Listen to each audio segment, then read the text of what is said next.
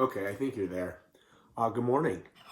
Today we are going to talk about part two of your independent novel project.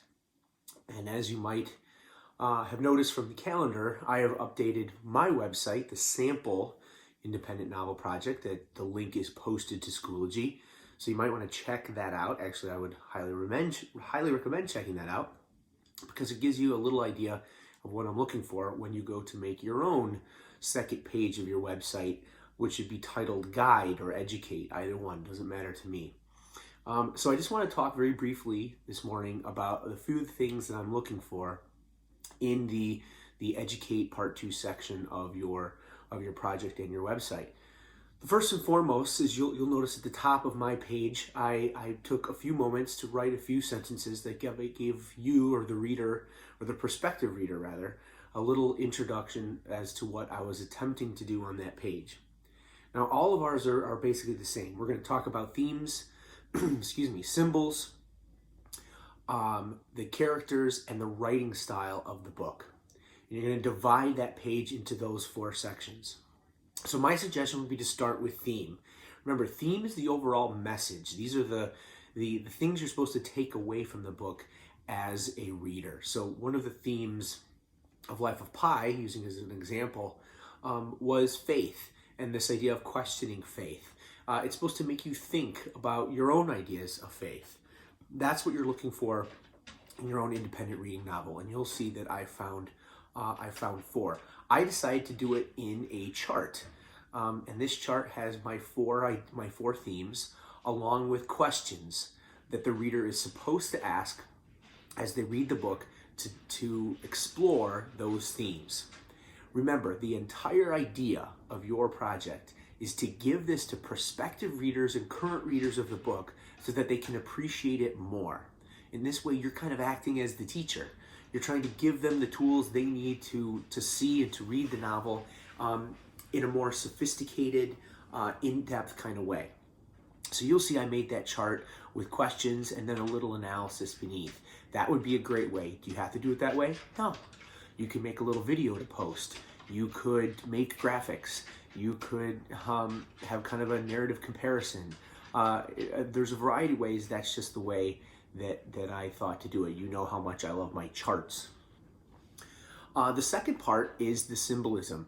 And here you're looking for physical objects, usually, in a story that represent something more. They mean something more.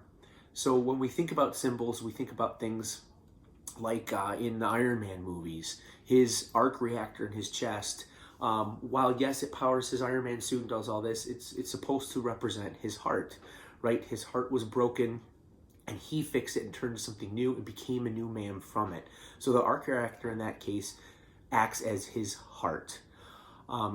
Symbolism is everywhere in Life of Pi, from the animals that in Pi's story representing the actual human beings that were on the boat with him, and the nature of the animal represented the nature of the person. You have to find four symbols yourself. I decided to use four pictures of what I thought the symbols looked like, and then explain a little bit about what those meant. And you're not supposed to say everything about it, right? You're supposed to leave this up to the prospective reader to look and find other symbols and to see the symbols that you've identified and to make those connections. So you're just trying to give them a taste of what these symbols might be. The third part is the writing style, and this one might be the toughest because writing style is asking you, as the reader, as the educator here in this case, to pick out what makes this book so well put together. So this can be in structure, it can be in style, it can be in tone. You could talk about dialogue, you could talk about the plot. It's really, really open-ended. But the question I want you to keep asking yourself is, what makes this book good? What makes the writing of it good? What makes it strong? What makes it enjoyable? And then talk about those things. In this instance, you have to find four pieces of textual evidence, quotes from the book, that represent or are examples of that writing style. And you'll see here on my sample page, I broke them into four kind of block quotes and then had the analysis to the right. Again, you can make a chart out of it. You can do picture. You can do whatever you want.